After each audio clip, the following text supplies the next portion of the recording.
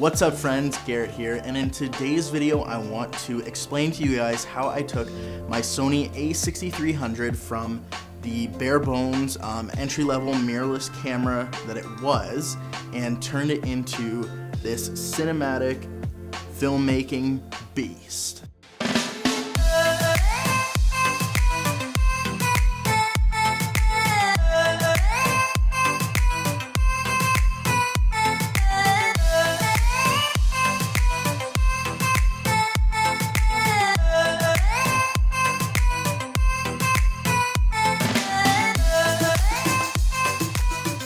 So I'm going to take you guys through the process of building this rig from the ground up, from the cage to the external battery and microphone to the handle, external monitor, as well as some of the firmware updates you can do to this camera to get the absolute most out of this little mirrorless beast. So let's get started.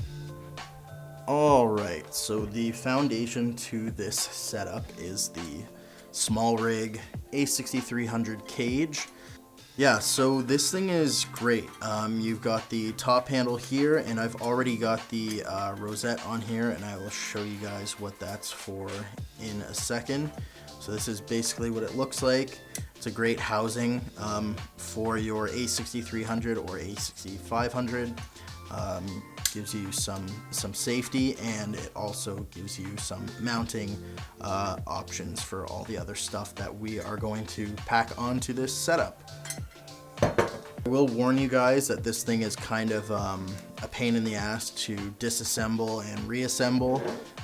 So my suggestion would be, if you guys are going to use this setup, either have a B cam that you can use for gimbal stuff, because if you're taking this setup to a shoot and you want to swap from maybe this doing handheld stuff or whatever with this setup to a gimbal, it's kind of time consuming and not very convenient.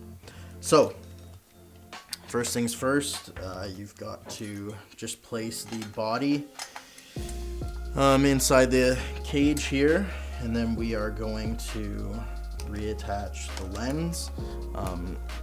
Some of these are able to just slip right through, and some are not. So now we are going to attach the 1/4-20. I usually just use a 1/4 to get that thing nice and tight. So you've got your a6300 nice and secured in the cage. Next thing we're going to do is put on our Tilta side handle here, which looks like this, and this thing is awesome. Pretty pricey, but as far as adding some ergonomics to your rig, it's awesome. And if you are kind of annoyed with the small record button on the a6300, this thing is amazing. I absolutely love this trigger. It connects to a mount on the side of your camera, so you can automatically trigger your start and stop with this thing. This is epic. So all you got to do here is attach the side handle, and eventually once you get this thing tightened, it will look like this, and we are already well on our way to an awesome setup. So with the SmallRig cage also comes this HDMI bracket, which kind of protects your vulnerable HDMI ports and just makes sure you don't snap your shit up. You attach right here. So great, now our ports are safe. Okay, so now anybody who is familiar with the Sony a6300 or a6500 will know that the batteries are notoriously terrible as far as battery life goes. You can get maybe, I don't know, 45 minutes to an hour out of them. You're constantly swapping them out, and it's a total pain in the ass. So as far as an external power supply, I am using the Sony NP-F power adapter and dummy battery, and this thing is epic. I use the Sony NP-F970 batteries. These things are big and provide you with enough juice pretty much for your entire day, or at least 4 to 5 hours of pretty much continuous recording. So this thing is epic. It's a total lifesaver, and it's an absolutely essential part of this rig. So we're going to attach our external battery right here via another 1/4-20. So we put this thing on here and use an Allen key to tighten this guy. So now we've got that nice and secure. We slap our NP-F970 on there, and the dummy battery just attaches obviously right inside your battery port. Okay, so now we're getting close. We've improved our ergonomics of the rig, made this much more friendly for handheld work. We've got a top handle which has a cold shoe that we're going to be able to utilize, and we've also got another cold shoe here on the SmallRig cage. We've improved the battery life, so now we have to do something about this screen and about the audio. So as far as audio goes, I opted just to go for the tiny Rode VideoMicro. I was originally thinking about getting the Rode VideoMic Pro Plus or something along those lines, but that was like nearing 400 bucks. That was a bit much for me, and this thing surprisingly is awesome. It's phantom powered, and you get actually very good audio quality out of it, so I would definitely recommend this as an external shotgun mic. So this just slides right in here to your cold shoe mount on the SmallRig cage, plugs in to the 3.5mm jack on the side of your camera.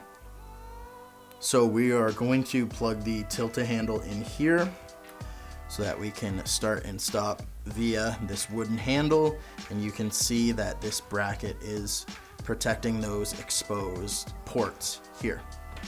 And last but not least, to finish off the rig, we have got the SmallHD focus.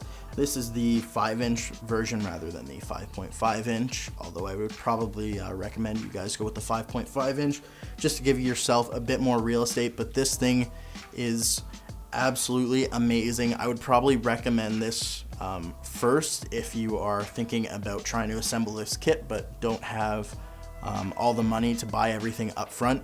This would be my first recommendation. This thing has saved my ass as far as focusing and just being able to view your monitor outside. Everybody knows that the screen dims on the a6300 when you're shooting in 4K. And when you're shooting outside, it's absolutely unbearable. So this thing is a total lifesaver. 10 out of 10 would recommend. And we can slap this thing via the cold shoe right onto the top of our handle. And once again, we plug the micro HDMI into the side here, and we can see everything our camera sees. So that's it as far as the a6300 rig goes. Now I will make a couple recommendations as far as firmware, and we can wrap this whole thing up. Alright, well, I hope you guys liked that. I hope you guys found it useful. I will leave links for everything in the description down below. The last two recommendations I will make. Also in the description down below will be links to videos explaining a couple firmware upgrades and tweaks that you can do to your camera. One is to surpass the 30-minute record limit, which is huge, obviously.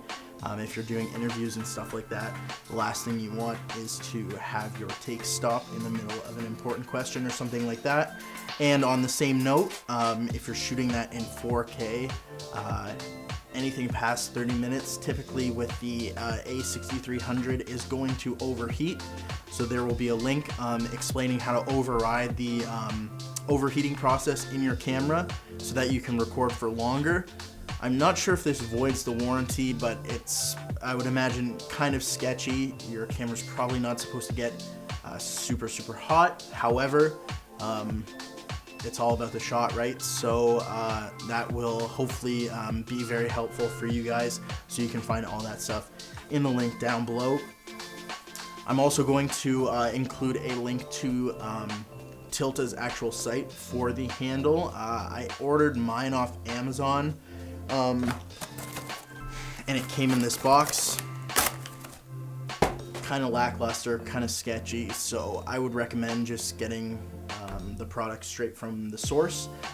So yeah, that link once again will be in the description down below. If you guys like the video, make sure you like the video, subscribe for more. Hopefully I will be pumping out a bunch of content over the winter break, seeing as how I just finished exams and stuff, so I'm just chilling, doing a bit of work. I'm trying to step up my YouTube game, so yeah, looking forward to seeing you guys in the next video. Peace.